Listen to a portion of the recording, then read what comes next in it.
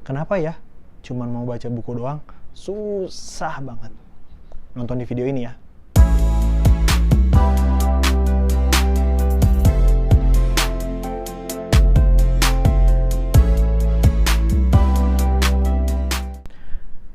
Halo guys, ketemu lagi di channel YouTube Rafif. Jadi akhir-akhir ini lagi resah banget nih. Jadi pengen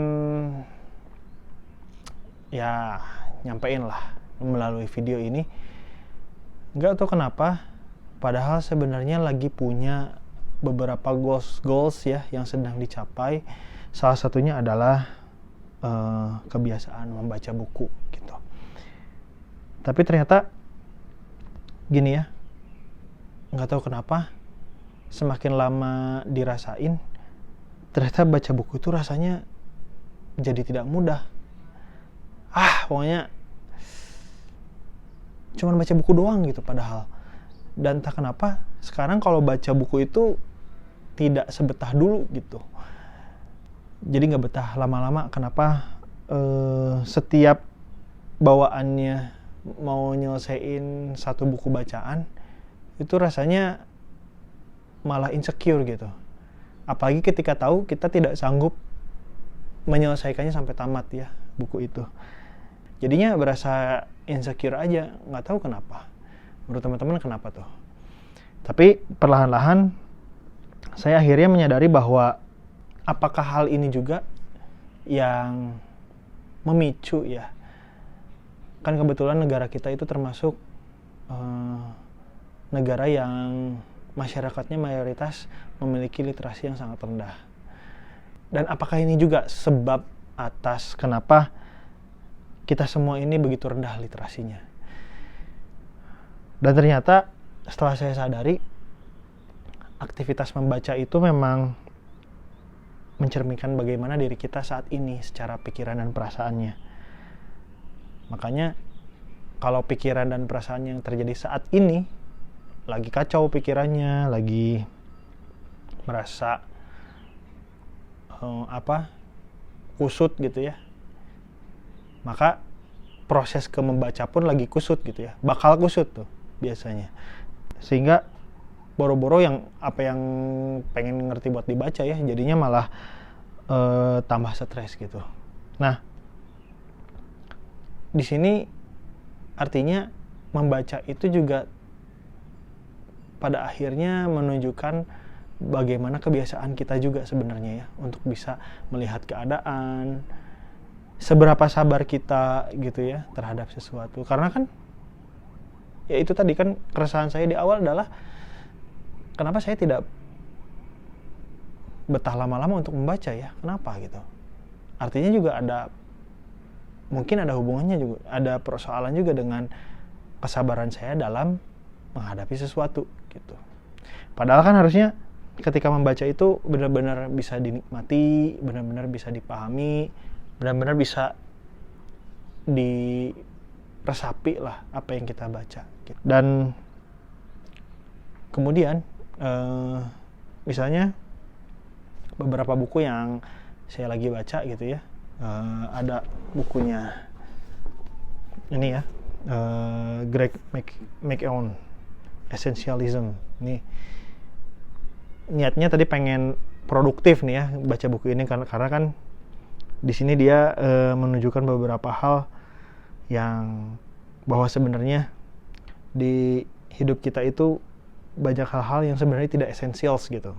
Nah, dia mau mengemukakan di buku ini. Terus ini buku yang termasuk buku yang populer banget ya. Nih, Atomic Habits. Yang katanya ini bisa nge-guidance kita, bisa ngebimbing kita untuk punya produktivitas gitu ya. Sekecil apapun. Sekecil atom pun bahkan bisa menjadi habit gitu ya. Saya belum beres baca 2 buku ini, jadi masih masih belum saya tamatin gitu ya bukunya. Tapi dan memang lagi-lagi buku-buku tipikal yang seperti ini kan buku tipikal non fiksi ya. Itu memiliki perbedaan dengan buku yang fiksi. ketika membaca buku fiksi, saya pribadi, pengalaman saya ya, buku fiksi itu cenderung mudah untuk dipahami gitu ya, mudah untuk dikunyah karena dia ada alur ceritanya, apalagi yang tipikal dongeng, novel, kemudian macam-macam lah, cerpen. Itu kan karena dia ada story-nya ya, ada story yang memang manusia itu akan lebih mudah untuk diberikan alur yang storytelling. Tapi beda cerita kalau sama buku-buku non fiksi ini, itu emang lebih menantang karena apalagi isi-isinya tuh yang konsep gitu ya, kemudian prinsip, hal-hal yang prinsip yang perlu ditanamkan dalam hidup apa dan sebagainya. Itu tuh menurut saya punya tantangan tersendiri.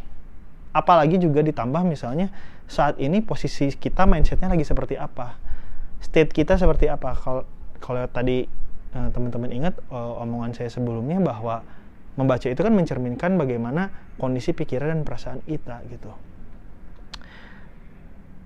Dan bahkan misalnya buku Atomic Habits yang bestseller ya, itu kan mestinya ada alasan lah kenapa buku itu bestseller gitu kan, dan orang-orang banyak baca. Tapi kok nggak ngerti-ngerti ya untuk saya gitu ya, barangkali yang memiliki kondisi yang berbeda dengan orang-orang yang kebanyakan gitu. Nah itu teman-teman jangan khawatir gitu. Ternyata saya pun mengalaminya ya. Dan tetap tekankan bahwa yang namanya belajar itu, yang namanya membaca gitu ya, itu kan bagian dari belajar gitu. Saya curiga momen-momen ini tuh hadir karena kita itu mungkin karena menganut sistem pendidikan ya, nggak cuma kita, seluruh dunia itu menganut sistem pendidikan yang dimana kalau membaca sebuah buku itu harus tamat. Sedangkan pertanyaannya adalah kita tidak pernah ditanya apakah kita itu suka sama buku tersebut atau enggak gitu. Jadinya kan beda ya unsur membaca yang hadir karena keterpaksaan sama membaca karena memang niat gitu, pengen membaca, pengen dapat sesuatu gitu. Nah, termasuk juga kayak misalnya kita baca buku, ini ada satu buku menarik banget dari mungkin teman-teman yang ini bestseller juga ya bukunya. Nih, buku Think and Grow Rich dari Napoleon Hill. Itu tuh kan katanya buku yang mengguidance kita untuk agar kita bisa menjadi lebih kaya gitu. Dimulai dari mindsetnya dulu, apakah kita siap untuk menjadi kaya atau tidak. Nah, setelah misalnya baca buku ini kok habis baca, bahkan misalnya udah 2 kali balikan kok kita nggak kaya-kaya ya. Itu juga menurut saya perlu diperbaiki. Karena khawatir gini, pada akhirnya kita malah frustasi dengan aktivitas membaca bukunya gitu. Sehingga kita setiap membaca itu malah selalu berekspektasi gitu. Oh, kalau saya baca sesuatu yang membuat saya menjadi kaya, nanti saya akan kaya gitu. Dan kita ekspektasinya sesegera mungkin lagi kayaknya gitu. Padahal buku ini aja melalui perjalanan panjang risetnya gitu ya. Nggak sebentar kan. Napoleon Hill itu kalau saya baca di bab-bab awal itu, dia kan meneliti berbagai orang-orang sukses ya, dan berbagai nama-nama yang disebutkan adalah di buku itu kurang lebih 15-20 tahun sampai akhirnya Napoleon Hill sendiri punya redaksi lah, punya perusahaan yang menerbitkan buku gitu kan. Itu kan prosesnya 20 tahun. Begitupun diri kita gitu. Jadi jangan sampai juga itu kan hanya sebuah insight gitu. Dan yang paling penting kan bagaimana kita membentuknya untuk bisa menjadi versi kita. Jangan sampai malah kita menyalahkan atau skeptis sama aktivitas membacanya. Dan itu penting banget. Saya termasuk orang yang penting banget untuk punya rutinitas membaca. Dan terus terang kebiasaan membaca ini juga saya baru memulainya ketika kuliah S1. Memang agak telat ya. Karena sejujurnya yang namanya, nah ini juga termasuk mindset belajar ya. Mindset belajar tuh di kepala saya tuh dulu tuh masih kayak belajar itu hanya ada di dalam kelas gitu. Padahal kan yang namanya belajar bisa di luar kelas juga, itu kan termasuk belajar gitu. Dari situ saya pelan-pelan untuk bisa merasa bahwa sepertinya ada perbedaan makna belajar yang selama ini, yang dulu gitu ya, yang saya pahami dengan hari ini yang saya pahami gitu. Dimulai dari membaca itu tadi. Makanya kita perlu menyadari, saya pun baru menyadari ya, bahwa ternyata aktivitas membaca itu adalah prosesnya sebenarnya kompleks gitu. Enggak simpel secara praktek, tapi prosesnya kompleks. Karena ketika kita membaca kan kita juga mengaktifkan imajinasi kita. Belum lagi kita bagaimana mengatur distraksi ya yang ada, terutama salah satunya adalah ya handphone gitu ya, sosial media yang kita begitu tidak sabar, nggak tahu kenapa pengen aja bawaannya buka Instagram terus, buka TikTok dan kawan-kawannya gitu, yang belum tentu ada informasi yang bermanfaat gitu buat kita. Makanya simple secara praktek, tapi pada kenyataannya kita sebagai manusia itu punya realita yang berbeda-beda. Dan di sisi lain, membaca itu penting selain melatih dan memahami kompleksitas itu tadi, juga membantu mental kita untuk bisa melihat sisi lain dari kehidupan yang lain gitu. Termasuk untuk direfleksikan ke kehidupan kita. Contoh misalnya buku tentang kaya tadi ya, dari Napoleon Hill mungkin akan berbeda dengan perspektifnya siapa gitu. Buku-buku yang tentang kaya yang lainnya gitu. Buku Atomic Habits pun misalnya bakal beda sama buku produktivitas lainnya. Bahkan sama Greg McKeown juga bakal berbeda. Makanya yang bestseller itu, buku bestseller itu juga belum tentu cocok untuk semua orang gitu. Dulu saya sempat agak suka ngeledekin ya sama buku-buku bestseller tuh, ya bestseller lah gitu ya, isinya belum tentu the best gitu. Tapi mungkin itu juga salah ya, artinya saat itu saya belum punya mindsetnya. Jadi uniknya bacaan itu, kalau ternyata kita ada di kondisi yang berbeda dan baca buku yang sama, kita akan memiliki insight yang berbeda gitu. Itu menarik tuh. Makanya coba teman-teman kalau misalnya 5 tahun lalu baca buku apa gitu ya, buku paling favoritnya misalnya buku apa, baca lagi coba di hari ini, itu feel-nya pasti ada perbedaan. Setidaknya ada perbedaan lah gitu yang saya rasakan. Nah, terus juga tergantung juga dengan kebutuhan dan relevansi kita hari ini. Kayak misalnya kalau teman-teman yang sedang berada di usia 20 sampai 25 gitu, itu kan relevansinya, urgensinya lagi sedang misalnya apa ya, quarter life crisis. Itu bakal cocok baca buku A misalnya. Ada buku B yang bestseller yang bagus, tapi saat dibaca di usia tersebut tuh kayak belum banyak relate nih sama saya gitu. Ternyata mau gitu masuk ke usia 30, buku B itu baru relate gitu. Nah itu sangat memungkinkan terjadi ya teman-teman.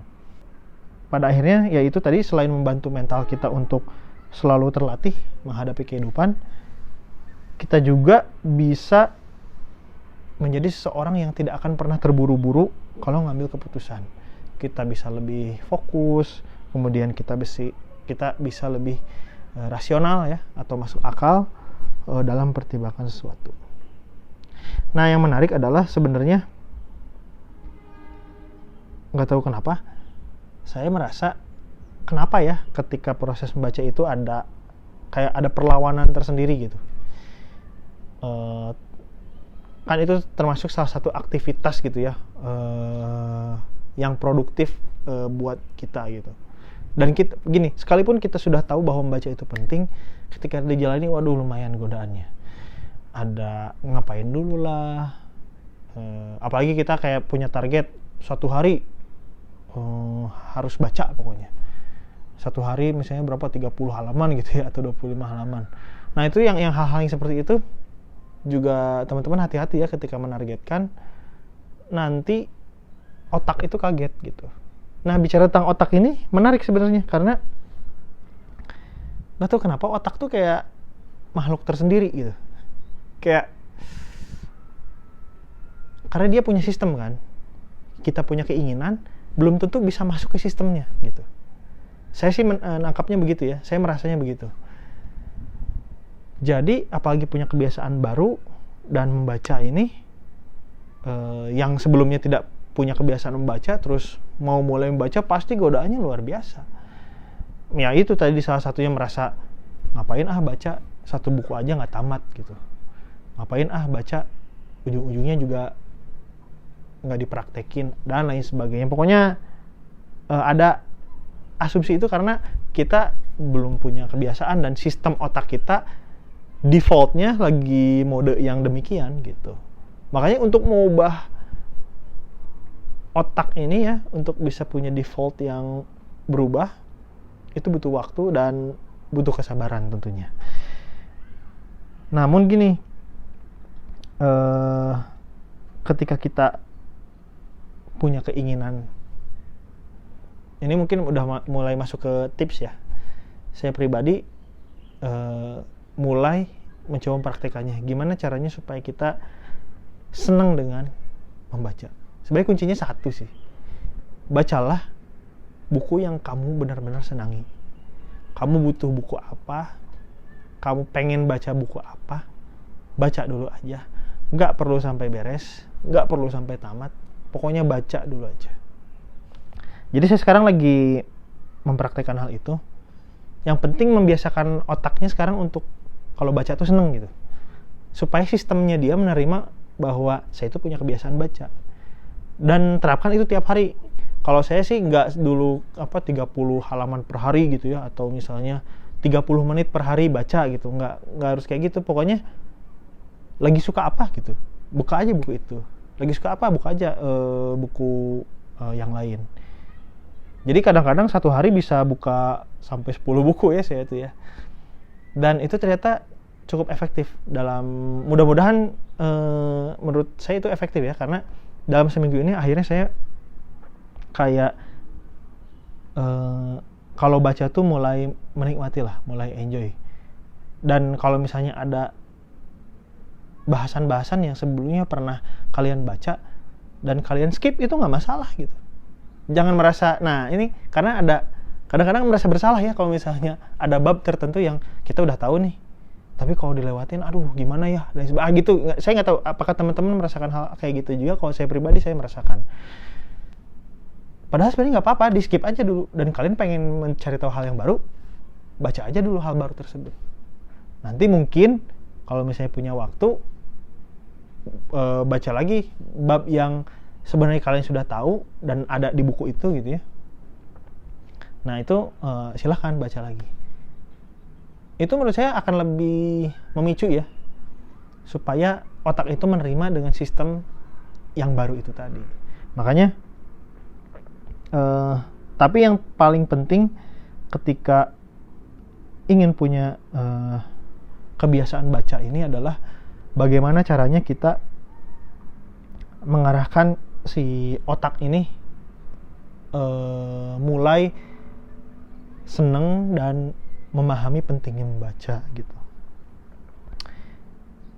Dan tentunya mudah-mudahan lama-kelamaan gitu kan, karena terbiasa membaca, ini akan menjadi pola yang ya udah gitu, kita nggak akan effort lagi lah untuk bisa memulai bacaan-bacaan yang buku yang pengen kita baca. Setidaknya itu sih teman-teman yang ingin saya sharingkan. Tapi kalau teman-teman punya tips atau punya cara gimana sih supaya punya kebiasaan baca buku yang baik lah gitu ya, boleh share ya di kolom komentar. atau misalnya boleh DM juga ke Instagram saya aja juga, ada ya di deskripsi, nanti kita bisa saling follow-followan juga. Gitu aja teman-teman, sampai ketemu di video YouTube selanjutnya. Saya Rafif, terima kasih.